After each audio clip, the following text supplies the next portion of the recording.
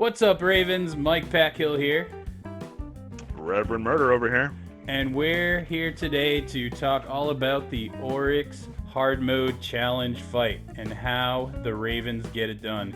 Oryx Challenge is done the same way as a regular hard mode fight, except we have to detonate all 16 blights at once. In other words, Oryx needs to go from 100% health to 0 in one ginormous explosion. To do that, we need to stack 4 sets of blights on each Ogre corner to get us a total of 16, and detonate on round 4. We're going to walk you through each phase of the fight and break it down by position. Let's start at the beginning, shall we?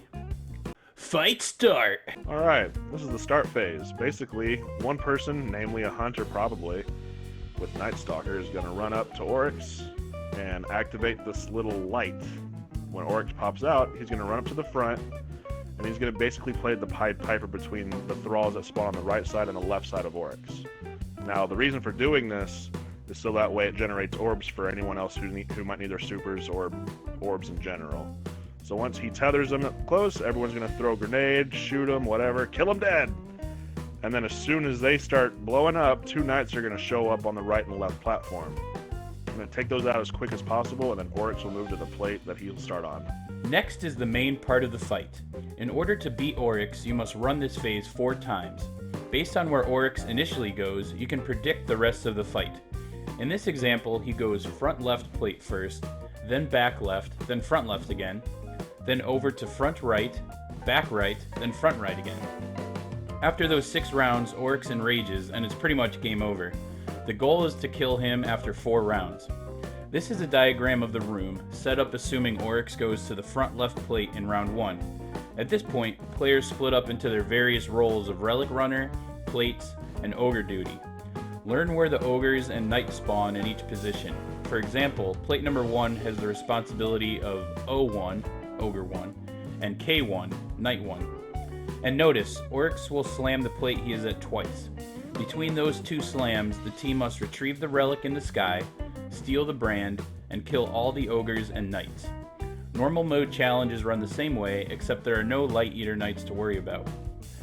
Our recommended team composition and loadouts are as follows. We like having a Night Stalker as the Relic Runner, using a Raise Lighter exotic sword for that vessel.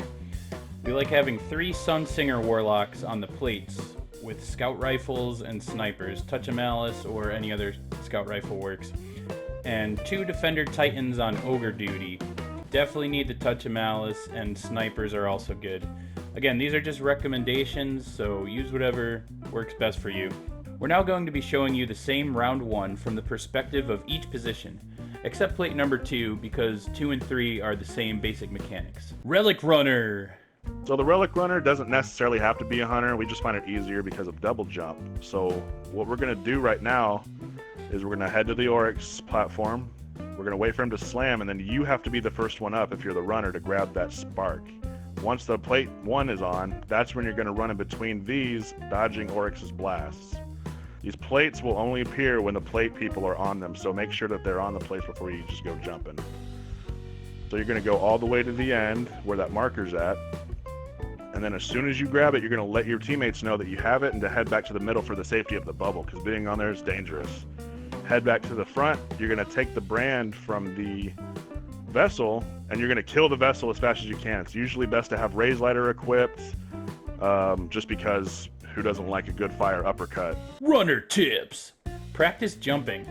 Obvious, but honestly the best advice. The best way to get good is to do it over and over again. Speed is key. Try to get the relic right around the time the 3rd Ogre dies. Get buff if needed. If you find yourself dying while trying to steal the brand from the vessel, dip into the Titan bubbles first to get the Blessing of Light buff. Plate position!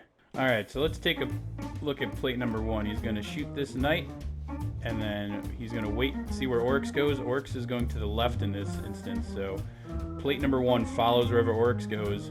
Very important, you got to wait for the runner, who he's shooting in the back of the head, to get to the spark first before jumping up. So he waits a little while, jumps up, and now his Ogre spawns in the corner. Those Titans are shooting it. He's just waiting for his Knight to spawn, the Blight Eater.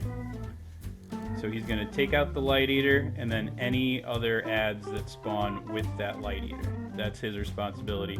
Once he hears the runner get the relic. He stays to help out a little longer with the 4th knight. He's going to move to the middle where everybody meets in the middle with the Titan buddies. And then we're going to be staggering orcs. Alright, now we're moving on to plate number 3. So when he sees the orcs is going to the front left, he goes to the exact opposite, because plate 3 is always 2 counterclockwise to the left or diagonally opposite. So Oryx is front left, he's going back right. He has to wait for number 2 to get on before he jumps on, and then helps out with number 2 Ogre before number 3 Ogre spawns. Always reload your weapons, as you can see there. He's a very smart guy. He reloaded his sniper, so he's ready for this knight. Just pops him in the head. And then by the time number 3 knight usually dies, the relic runner is heading to the front, so he can head to the middle. And then just take out any ads. The less ads on the map, the better, because you never know when a stray Acolyte Eye or Centurion Axion Dart is going to come your way. Plate tips! Callouts are definitely key. Listen for the plate before you land, then call out when you land on yours. Help kill your ogre. If you need extra time to prepare for your knight, throw a grenade at the very least. Kill your knight fast. Learn where they spawn so that you're ready for the headshot. The faster your knight dies, the more time you have to kill those pesky Acolyte Eyes. Your friends can also help. Call out if you need help with your knight. There's no shame in needing help, but there is shame in not saying anything and having the knight eat your blade. Drop a tether. Tethers are great for stopping knights in their place. Set a trap in the middle of a knight's path. Ogre duty. The 2 titans in the middle, if you have to, are going to be rolling blessings and weapons. It's mainly used for blessings if you have the Touch of Malice. Weapons if not. What Touch of Malice makes the whole fight a lot easier. So once they pop, as soon as Oryx slams and starts rubbing his hand back, you're going to pop the bubbles, and then you're going to take out the ogres in sequential order. Now, once you get to the 4th is usually the duty of the titans in the center to take out. But if anybody else needs help, they're going to have to call out their platform numbers, and the titans in the middle should be able to turn around and pop them with the weapons of light. A sniper to the head of the knight will usually take them out if you're a pretty high light level. Ogre duty tips. 1 blessing, 1 weapon. Coordinate the bubble buffs. Use Touch of Malice. The touch was made for this fight. Make sure you empty the clip to 1 to get the damage buff. Refresh buffs after each ogre kill. Dip in and out of the bubble, as Touch of Malice will drain your health. Call out ogre deaths. This will alert everyone of the ogre progress. Timing is everything. Ogre 1 down, kill your knight. Designate 1 titan to handle 4th knight and 4th set of blights for detonation. Use grenades. Grenades refresh when you drop your bubble, so use on the first ogre for a nice head start. Always turn left.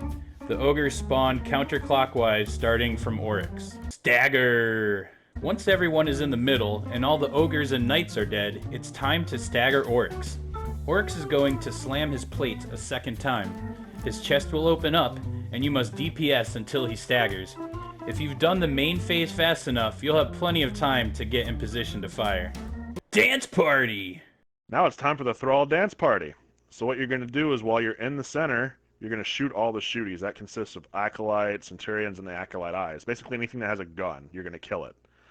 And then go ahead and pop on your favorite song and just dance. Thrall will come rave with you, things like that. They'll swing at you, but they won't be able to kill you if you stay in the Brand of Immortality.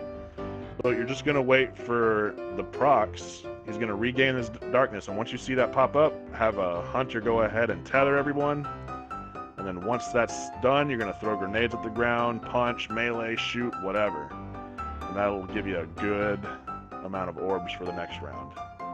Teleport phase. Once the tether goes out and all the thrall die in the dance party, again, 2 knights are going to spawn on the 2 front plates. Oryx is going to make a huge black dome in the front. Do not touch the dome. Kill the knights.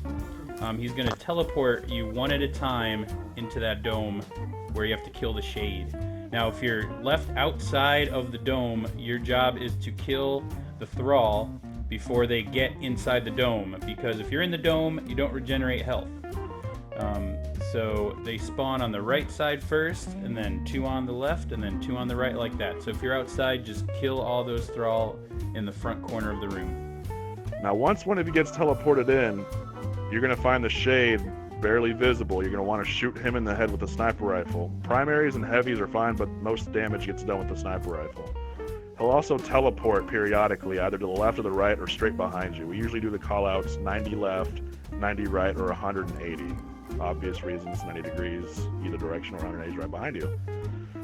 Eventually, he's going to come in and try to bitch slap one of you guys with a sword. So usually we have our Sunsinger Warlocks with self-res. If you're without it, do not take a direct hit with the sword. It could kill you. You could also pop a Blessings bubble. It might help, but also don't think tethers are your friend in this fight. If you tether him before he slams, he might just stay in there a little bit longer. You're going to have to tether him after he slams to get any kind of effect with that tether. Oh yeah, he might even slam a second time if he's tethered, which we do not want. Too long for sure. He gets very confused. Detonate Phase! Alright, so for the first 3 rounds, after we stagger Oryx, we're having a good old-fashioned dance party to generate those orbs. But the 4th round, in challenge mode, is the all-important detonation round, where all those blights that spawn when the ogres die need to get exploded.